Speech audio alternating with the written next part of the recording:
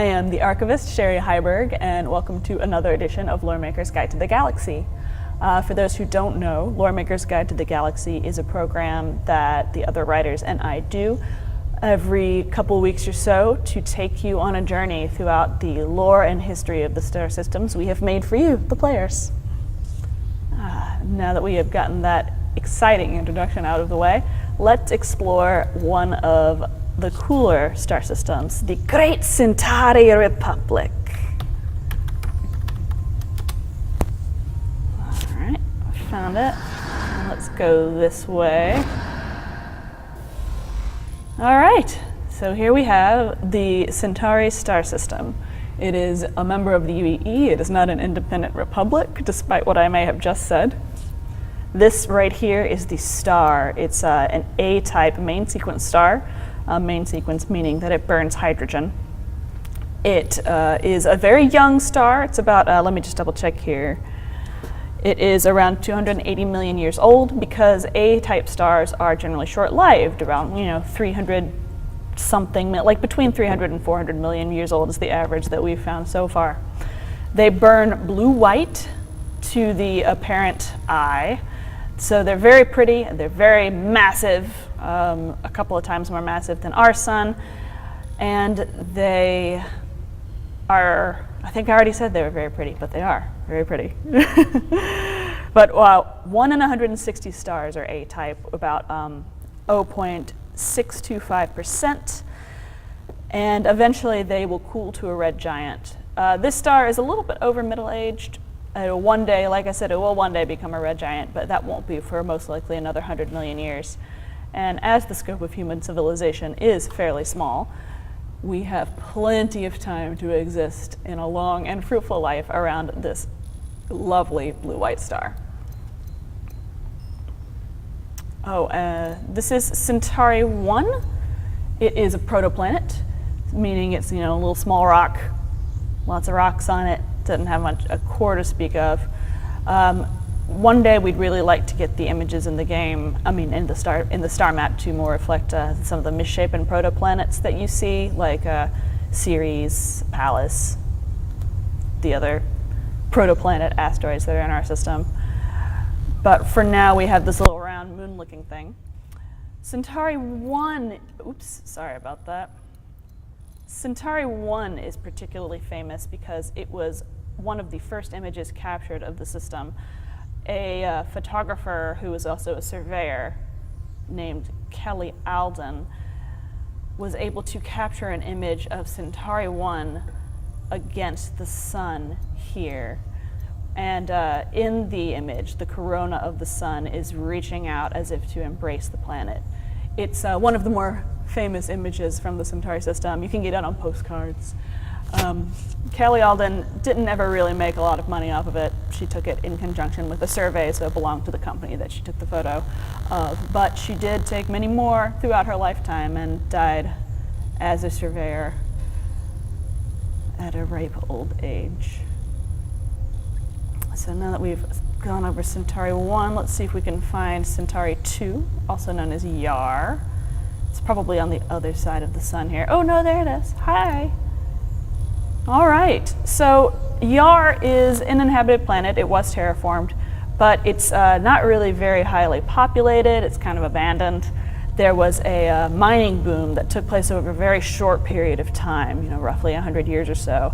So there wasn't much time for a big civilization to develop. It's sort of like, it's sort of modeled after the idea of Old West mining towns that are still around, that were built very quickly in order to take advantage of things like gold, silver, and copper in the mountains, and then just as quickly died off and were completely abandoned. Yar is covered in structures like this. It's kind of a dusty, deserty world. Some of the terraforming is more or less being undone in that one of the deserts, the red desert, is taking over the planet at large. It's a very slow process. People still live there, just not very many. It has to rely pretty heavily on trade in order to get by. And those who've been with us for a long time may remember it from the first 3 chapters of Cassandra's Tears. It was a setting there. So it's a little bit sad, you know, kind of like how planet Asura is more or less based on Detroit. This is more or less kind of an Old West sort of planet. Now let's move on to the next planet in the system, which I know is a favorite of many people, including me, ISEA. ISEA was created as kind of a love letter to a lot of our Japanese backers that we had in the early days. ISEA was named by, I believe, Rob Irving. The kanji that we have picked to represent it, ISEA, is a festival planet. It follows the Japanese naming conventions of planets in our solar system, like Kinsei is Venus, meaning gold planet, Kasei is Mars, meaning fire planet, and now we have ISEA here, meaning a festival planet. So it was meant from the beginning to be a good, happy place for people to go. It is richly terraformed, it's famously beautiful. It was designed from the ground up to be a planet where people could live in harmony with nature.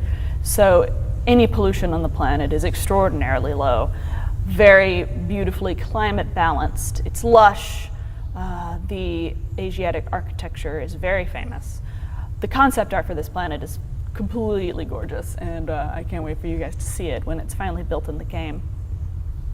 Another cool thing about the word ISEA is that it's sort of a homonym for rebirth, which is a very important concept for the people here, as the planet and a lot of the system were taken by the Tevarin in the first Tevarin War, which took place between the years of 2541 and 2546.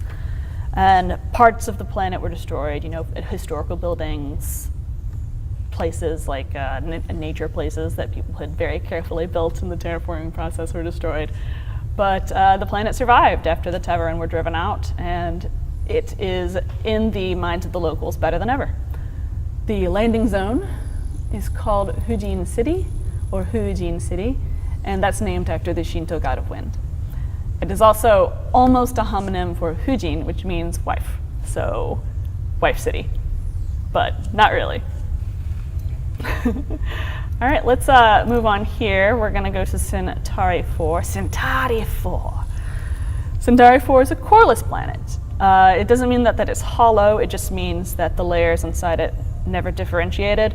So it's kind of an amalgamation of rocks of all different types, and there's no like band of liquid metal or like a metal core. It's just all an amalgamation of rocks, more or less.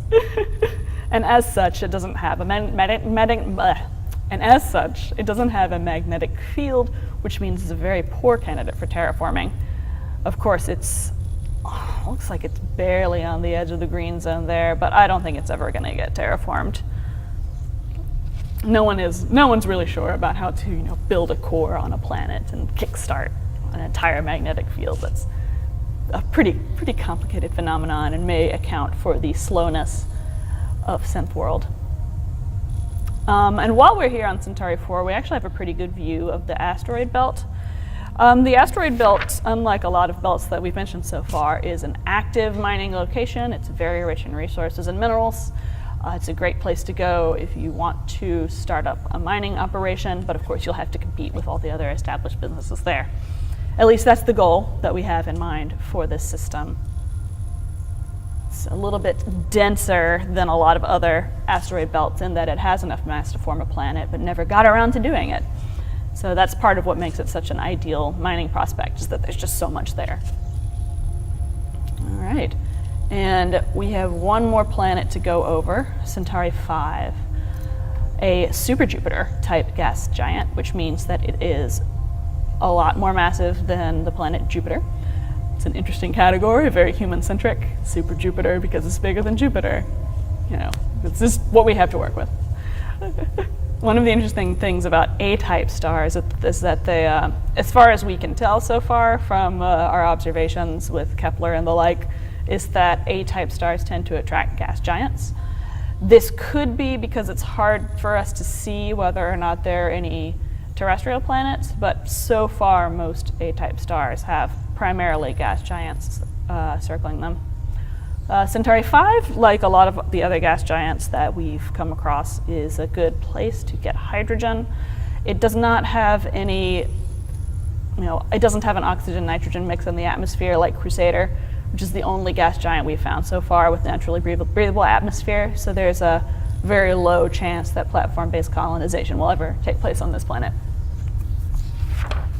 And well, we've already gotten to the end of this wonderful journey into the great Centauri star system.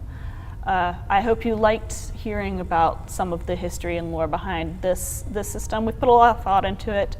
We especially worked hard to find a good name for ISEA, to find something that made sense. To find something that made sense to people. Look at this little planet. Let's just go back to it. It's just good. Just a good planet. Just a good little planet.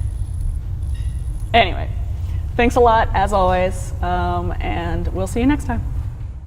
Thank you for watching. So if you want to keep up with the latest and greatest in Star Citizen and Squadron 42's development, please follow us on our social media channels. See you soon.